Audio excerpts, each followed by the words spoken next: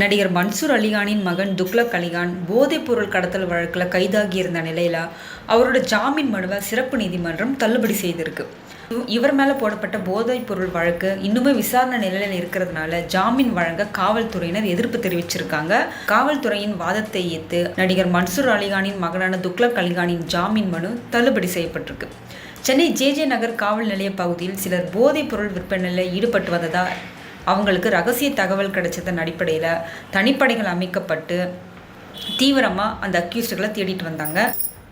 இந்த நிலையில் கடந்த மாதம் ஜே நகர் பாரிசாலை இபி பூங்கா பக்கத்தில் போதைப்பொருள் விற்பனைக்காக வந்த அதே பகுதியைச் சேர்ந்த கார்த்திகேயன் அப்படிங்கிற அந்த கல்லூரி மாணவனை போலீசார் கைது செய்து விசாரணை நடத்தியிருக்காங்க. அப்போது அவர்கிட்ட இருந்த 17 LSD ஸ்டாம்ப் போதைப் பொருளும் 3 கிராம் ஓஜி கஞ்சாவையும் போலீசார் பறிமுதல் செய்திருக்காங்க. கார்த்திகேயன் கிட்ட நடத்தப்பட்ட விசாரணையில் ரெடிட் ஆன்லைன் அப்படிங்கிற அந்த ஒரு செயலி மூலமாக போதைப் பொருளை வாங்கி தாம் பயன்படுத்தியதாகவும் அது மட்டும் இல்லாமல் அதை அதிக விலைக்கு விற்பனை செய்ததும் தெரிய வந்தது. அதுக்கப்புறம் கார்த்திகேயனிடம் நடத்தப்பட்ட விசாரணையின் அடிப்படையில் சென்னை மந்தவெளியைச் சேர்ந்த அரவிந்த் பாலாஜி, கூடுவாஞ்சேரியைச் சேர்ந்த வத்சல், மறைமலை நகரைச் சேர்ந்த திரிசன் சம்பத், ஆருணி இவங்களெல்லாம் போலீசார் இந்த வழக்கின் கீழே கைது செய்கிறாங்க. அது மட்டும் இல்லாமல் கார்த்திகேயன் கிட்ட ஜே நகர் போலீசார் மேற்கொண்டு விசாரணை நடத்தியதில் நடிகர் மன்சூர் அலிகானோட மகன் அலிகான் துக்ளக்குக்கும் இதில் தொடர்பு இருக்குது அப்படிங்கிறது கண்டுபிடிக்கப்பட்டது. இதுக்கப்புறம் ஜே நகர் போலீசார் அலிகான் துக்ளக்கை டிசம்பர் 4ஆம் தேதி கைது செய்கிறாங்க.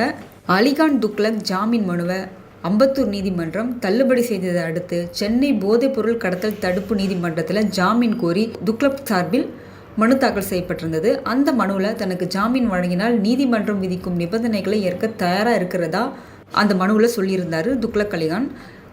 இந்த மனு சென்னை போதைப்பொருள் தடுப்பு சிறப்பு நீதிமன்ற நீதிபதி எஸ் கோவிந்தராஜன் முன்னிலையில் விசாரணைக்கு வந்தப்ப மனுதாரர் தரப்பில் தன்னிடமிருந்து எந்த போதைப் பொருளும் போலீசார் பறிமுதல் செய்யாத நிலையில் தன்னை கைது செய்திருக்கிறதாவும் இந்த வழக்கில் தனக்கு எந்த விதமான தொடர்பும் இல்லைன்னும் அவர் சொல்றாரு.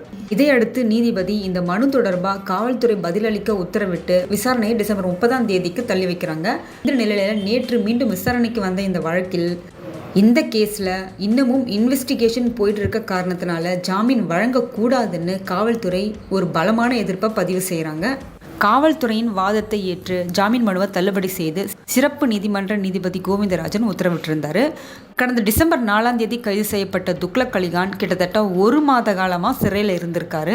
தனது மகன் சிறைக்கு போகிறதுக்கு முன்னாடி நீதிமன்ற வளாகத்தில் நின்று கொண்டிருந்த மன்சூர் அலிகான் வேன் பக்கத்தில் நின்று தன்னோட மகனுக்கு புத்திமதி சொல்லிட்டு இருந்தார். கஞ்சா அடிச்சா போலீஸ் பிடிப்பாங்கன்னு உனக்கு தெரியாதா? பிக் பாஸ்க்கு போறதா நினைச்சு உள்ள போ, தைரியமா இரு, நிறைய புத்தகம் படி, தெம்பாரு அப்படின்னு இந்த மாதிரியான அட்வைஸ்களை மன்சூர் அலிகான் துக்ளக் அலிகானுக்கு சொல்லிட்டு இருந்தாரு. அது மட்டும் இல்லாம காவல்துறையினரையும் அவர் அதிகமா கண்டித்து தான் பேசியிருந்தாரு. விசாரணையில் பிடிப்பட்டவனோட மொபைலில் என்னோட பையன் நம்பர் இருக்கிறதுனால அவனை அக்யூஸ்டுன்னு சொல்லி பிடிச்சி போட்டுட்டாங்க அப்படின்னு மன்சூர் அலிகான் சொல்றாரு. ஆனால் காவல்துறையினர்கிட்ட இருந்து வந்த தகவலின்படி அவங்க என்ன சொல்றாங்கன்னா, ஒரு குறிப்பிட்ட வகையான போதைப் பொருளை துக்ளக் அலிகான் பயன்படுத்தி அதை வீடியோ பதிவாக எடுத்து வச்சிருந்ததை ஆதாரமாக காட்டுறாங்க. இப்படி வெளிப்படையான ஆதாரங்கள் இருக்கும்போது எப்படி மன்சூர் அலிகான் தன்னோட பிள்ளை மேலே தப்பு இல்லை அப்படிங்கிற மாதிரியே பேசுவார்? போதைப் பொருளால் எத்தனை பேரோட வாழ்க்கை கெட்டு போகுது, எத்தனை குடும்பங்கள் அழிந்து போகுது, எத்தனை பள்ளி கல்லூரி மாணவர்களோட எதிர்காலம் கேள்விக்குறியாகுது. அதனால இந்த போதைப் பொருள் வழக்கில் குற்றம் நிரூபிக்கப்பட்டால் அவங்களுக்கு கடுமையான தண்டனை வழங்கி நீதிமன்றம் தீர்ப்பளிக்க வேண்டும் அப்படிங்கிறது தான் எல்லோரோட வேண்டுகோளாகவும் இருக்கு.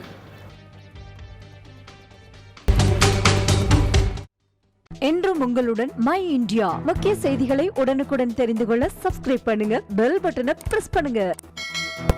என்றும் உங்களுடன் மை இந்தியா.